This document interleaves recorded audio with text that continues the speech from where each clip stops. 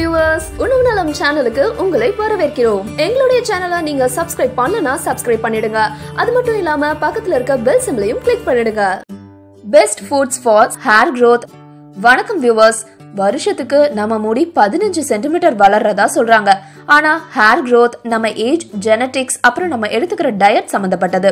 நம்மளால ஏஜையும் ஜெனடிக்ஸையும் ஒன்னும் பண்ண முடியாது. ஆனா டயட் பழக்கத்தை மாத்த முடியும்.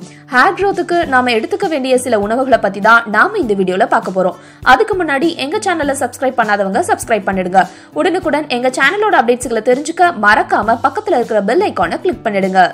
முட்டை ஹேர் லாஸ்க்கு முக்கிய காரணம் புரோட்டீன் அண்ட் பயோட்டின் பற்றாக்குறை தாங்க. இந்த ரெண்டு நியூட்ரியன்ஸும் முட்டையில நிறைய இருக்கிறதுனால ஹேர் growthக்கு முட்டை ரொம்ப நல்லதுன்னு சொல்றாங்க.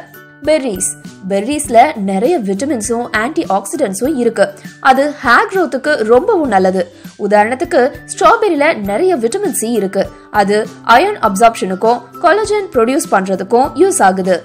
பசலிக்கீரை இதுல நிறைய ஃபோலேட், அயான் அப்புறம் விட்டமின் ஏ அண்ட் சி இருக்கு. அது ஹேர் growth ப்ரோமோட் பண்ண ரொம்பவே உதவுது.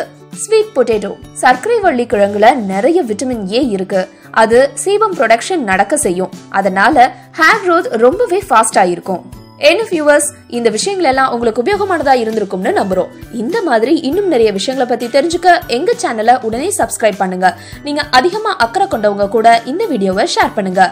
இந்த விஷயங்களை பத்தி நீங்க என்ன நினைக்கிறீங்க அப்படிங்கறத மறக்காம கமெண்ட் பாக்ஸ்ல ஷேர் பண்ணுங்க. நன்றி.